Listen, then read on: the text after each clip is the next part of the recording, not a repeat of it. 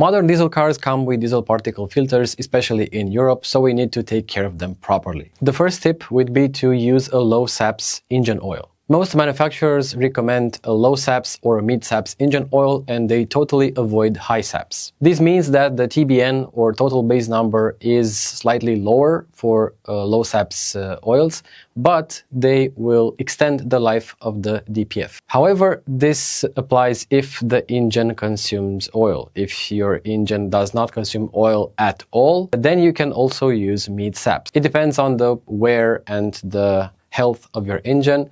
If it does consume oil, you should go for a low SAPS. If it does not consume oil absolutely at all, you should stick to your mid SAPS engine oil. This is an engine oil from Ravenol. It's a Volkswagen long life, also BMW long life engine oil, and it's a mid SAPS. It has SAPS around 0.6 to 0.8 and a TBN value of around 7.5 to 8. Low SAPS oils have from 0.4 to 0.6 and the TBN is also lower. However, a lower TBN will require you to change the oil more frequently because it degrades or it depletes in additives really fast. And this is something that you don't usually hear from car dealers or workshops. If you have a car which does not have a particle filter and it doesn't consume oil at all, you can use a high-spec, high-SAPS engine oil without any issues. Tip number 2, avoid short trips in the city. If you want to buy a car and you will use it mostly in the city for short trips, the engine will be cold, it will not reach its operating temperature, and you will get sludge, carbon buildup deposits, the DPF will clog faster, and regenerations will be done in a not good way. If you want to buy a car only for urban trips, short trips, 2 or 3 or 4 kilometers, and you go outside town, pretty rare, then you should avoid getting a diesel car equipped with a DPF. That's because diesel engines are generally meant for heavy-duty stuff or for long drives. If you do like over 15 to 20,000 kilometers per year, or if you go at least 100 to 200 kilometers per drive, then a diesel car is okay for you. However, generally driving the car for short trips will clog the DPF faster and it will require more frequent regenerations. And some drivers forget this aspect and they forget to allow the car to finish the regeneration process, and the DPF will suffer more damage. And so the DPF lifespan will decrease. The general lifespan of a diesel particle filter is from 200,000 kilometers to up to 600,000 kilometers depending on driver behavior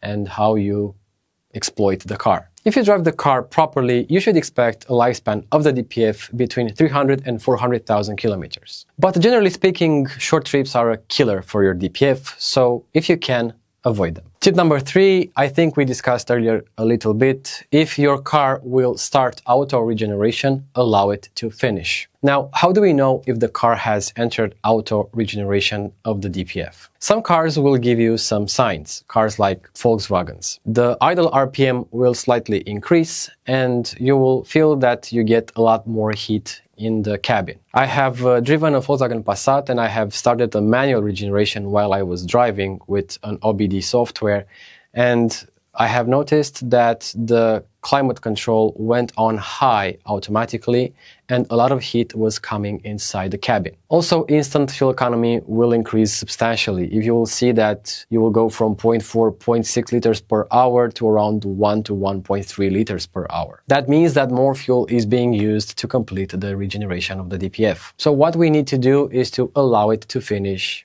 automatically. If you force shut down the engine, the DPF will be very hot and it will not finish its regeneration. And to be honest, I had a car for test drive, a Mazda MX-5, a Miata, and next to me there was a Volkswagen Polo which had a regeneration underway, and the owner shut down the engine prematurely, and the DPF was very, very hot and the car caught some fire. Actually, some components around the DPF were burning and falling apart, and they fell to the ground. I was very scared because the Mazda that I had for test drive was right next to the car that was on fire, and I ran to move the car because I was afraid that something may explode. Actually, it had some smoke. It wasn't like really on fire. It had a lot of smoke, and we went back to see what was going on. After having a look under his bonnet and talking to the owner and seeing the car for myself, I came to the conclusion that the DPF was overheated after a regeneration that was not done on time. It may also have been a little clogged, and some things around the DPF started to overheat and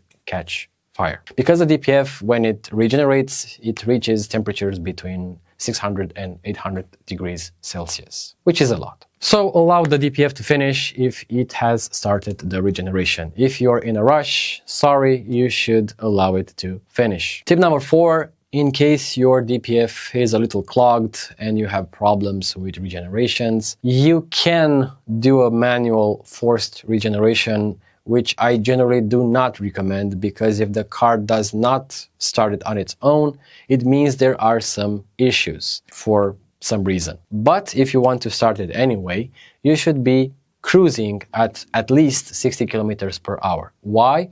Because you have this air flow which comes beneath your car, which will cool your exhaust, which will also overheat because you have this regeneration, which raises the temperature. So do not do manual regenerations, forced regenerations, while the car is standstill, because the temperatures can make the car catch fire, as I've told you earlier, or things can burn, can melt, degrade, etc. So you can do a lot of damage to your car if you manually regenerate it, especially if it's standing. If you want to do it anyway, or you want to clean your DPF without having any other issues, you can do it, but do it only if you're moving with at least 60 to 70 kilometers per hour. Tip number 5, in case you notice that your car is in regeneration mode, you should avoid over-revving the car or under-revving it. You should have an RPM between 2000 and 3000 RPM constantly.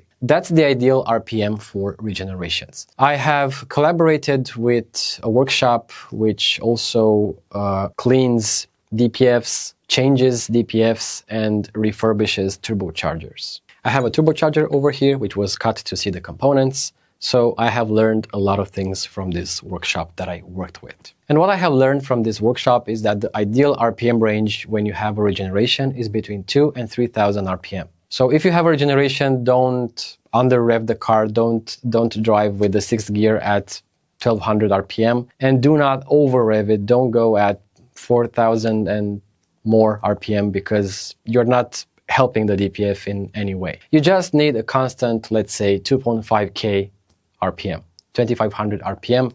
That's the sweet spot. Keep it that way until it finishes. Another great tip would be to casually clean the DPF, take it out of the car, put it on a stand, and manually clean it with a special device, because you will unclog all the particles that were there from the saps, from the oil saps that we discussed earlier, because this ash that is trapped in the DPF will not be evacuated during regenerations. So if you manually force clean the DPF with pressurized water and detergents, they will also evacuate the ashes that came from burning the oil with saps, in case your engine consumes oil. Now, some of you will tell me that doing this force cleaning will or may damage the DPF internally, breaking the honeycombs and so forth, but it's not true, because it will not break unless you have already some damage within, like melting components, melting the honeycombs from the inside because it's clogged, it wasn't done on time, the regeneration, and the DPF already had some internal damage. In that case, yes, using the force cleaning method will just break that part inside, but these workshops usually inspect with an endoscope inside to see if you have the honeycombs in good standing. If there's nothing broken over there, they will proceed with cleaning the DPF. If they see anything, there's internal damage within the DPF, they will not continue with the operation, because yes, there is a risk of breaking internal parts of the DPF. However, if your DPF is in perfect shape, doing this will just extend its lifespan. You will clean it, unclog it, and everything will be just fine. And you can do that every 100,000 kilometers or so, or even less if you want to. And it's not very expensive. And one final tip, also if you have a healthy DPF, you can use a fuel additive. You will have basically a more complete regeneration. It's also advised to use these kind of additives, which are helpful only if your DPF is in perfect shape and you don't have any oil or residual oils within the DPF. If it's in good shape, there's no oil, it works great.